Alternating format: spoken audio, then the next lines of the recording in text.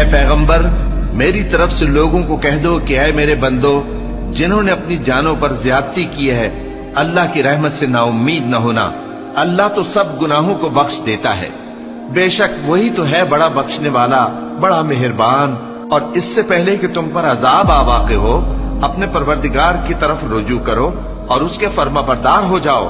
ورنہ بعد میں تم کو مدد نہیں ملے گی۔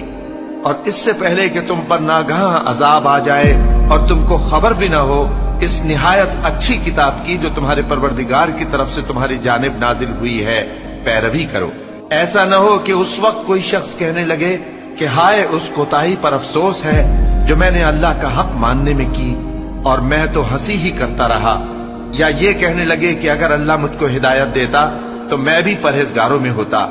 یا جب عذاب دیکھ لے تو کہنے لگے کہ اگر مجھے پھر ایک دفعہ دنیا میں جانا ہو تو میں نیکوکاروں میں ہو جاؤں۔